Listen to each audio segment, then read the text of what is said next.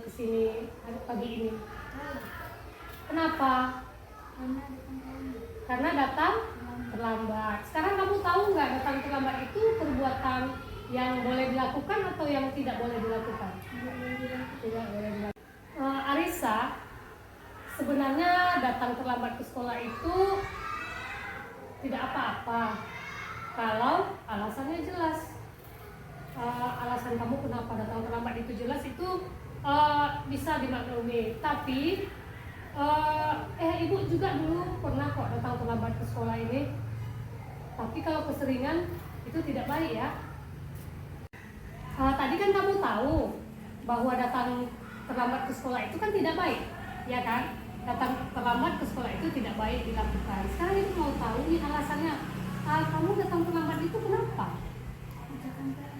Karena ada tugas pagi-pagi yang dikerjakan. Kenapa PR-nya nggak dikerjakan malam? Kenapa tidak malam saja mengerjakan PR-nya? Karena lupa. Nah, sekarang kamu membuat alasan malam itu mengerjakan PR-nya lupa. Jadi sebaiknya kan kamu tahu kapan waktu mengerjakan PR. Nah, sekarang ibu mau tanya lagi nih.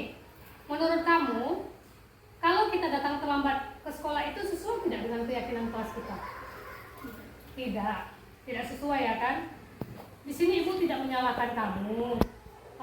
Mengapa kamu datang terlambat dan terlambat mengerjakan PR atau lupa mengerjakan PR di rumah? Nah, sekarang ibu mau tahu apa yang akan kamu perbaiki dari kasus yang kamu alami sekarang. Kamu harus bagaimana supaya tidak bangun terlambat lagi, tidak datang ke sekolah terlambat, mengerjakan PR, bagaimana? Sesuai waktunya. Jika ibu kasihkan tugas PR, hari ini ada PR, malamnya langsung dikerjakan, ya kan? Supaya besoknya tidak terlambat atau terburu-buru. Kamu tahu apa saja keyakinan kelas kita? Hadir tepat waktu. Kemudian berdoa sebelum dan sesudah belajar. Kemudian bersikap apa kita? Bersikap jujur, ya, saling dan tolong menolong. Nah, kamu juga harus bisa menerapkan sikap itu, karena di dalam keyakinan kelas yang kita buat, itu ada keyakinan hadir tepat waktu ya Arisa ya. Jadi ibu percaya sama kamu, kalau kamu ini tidak akan mengulanginya lagi, pasti kamu bisa berubah menjadi lebih baik lagi. Nah, di sini ibu menginginkan bahwa Arisa itu menjadi anak yang disiplin, bertanggung jawab, anak yang mandiri, ya. Jadi untuk kedepannya ibu harapkan Arisa menjadi lebih baik lagi. Oke? Tos dulu, pas. Oke? Sekarang anak-anak ibu sudah dibuka bukunya, yaitu kita tentang cerita Joy Alexander, pianis yang mendunia. Nah,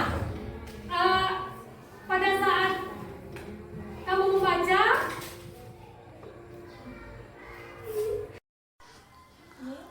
halo Ridwan. Hai. Kamu tahu nggak kenapa kamu dipanggil ke sini? Tahu, Bu. Tahu. Kenapa kamu dipanggil ke sini? Karena saya tadi melempar sampah sembarangan. Itu ya kan? Kamu tahu nggak itu perbuatan yang baik atau yang tidak baik? Ridwan, sebenarnya membuang sampah sembarangan itu bisa sih sebenarnya. Membuang sampah sembarangan itu kalau kita tidak sengaja itu kadang memang terjadi. Ibu kadang mau juga tiba-tiba campakkan sampah, tapi pada tempatnya, pada tong sampah gitu ya kan. Nah, kalau kamu melakukan membuang sampah sembarangan itu setiap hari gitu, kan boleh? Enggak.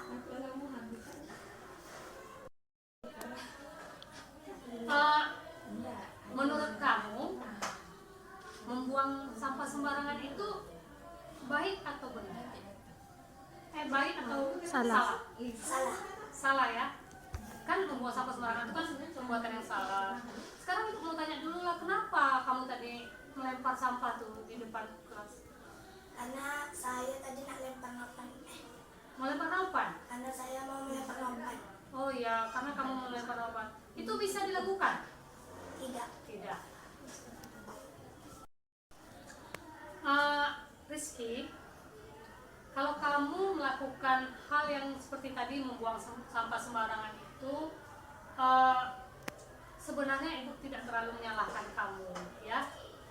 Tapi di sini ibu akan membantu kamu mencarikan solusi bagaimana kamu supaya tertib di kelas, tidak membuang-buang sampah sembarangan. Nah, yang harus kamu perbaiki itu adalah bagaimana cara kamu supaya tidak membuang sampah sembarangan. Sebenarnya tidak melempar-lempar kawan. Sebenarnya kamu harus bagaimana? Memanggil kawan secara langsung, ya. Jangan dilempar, ya kan? Itu tidak baik. Ya kan, Ridwan tahu bahwa melempar kawan, membuang sampah sembarangan itu sesuai tidak dengan keyakinan kelas kita? Tidak. Apa saja keyakinan kelas kita, Mak, yang kamu ingat? Hadir tepat waktu di sekolah. Kemudian berdoa sebelum dan sesudah belajar. Kemudian Menjaga kebersihan kelas dan sekolah. Nah, itu salah satunya. Nah, kamu tadi melakukan keyakinan kelas nggak? Yang tadi kamu tidak melakukan keyakinan kelas kan? Nah, karena kamu membuang sampah sembarangan. Nah, di sini ibu mau kamu untuk tertib di kelas, tidak membuang sampah sembarangan. Nah, bagaimana caranya? Sampah itu diambil lalu dibuang ke tong tong sampah. sampah gitu ya, Nak ya. Nah, di sini ibu inginkan kamu di dalam kelas itu untuk menjadi siswa yang tertib, siswa yang mengikuti keyakinan kelas, dapat menjadi keyakinan kelas. Hanya itu. Oke, semangat tos dulu. Nah, dah. Saya merasa senang dengan bantuan Ibu Rohayati yang memberikan solusi yang baik untuk saya agar saya tidak terlambat lagi masuk kelas. Terima kasih Ibu Rohayati. Saya Ridwan. Saya mengucapkan terima kasih kepada Ibu Rohayati karena Ibu telah memberikan solusi yang baik untuk saya agar saya bisa menjaga kebersihan lingkungan kelas dan sekolah. Saya janji tidak akan membuang sampah sembarangan lagi. Terima kasih Ibu.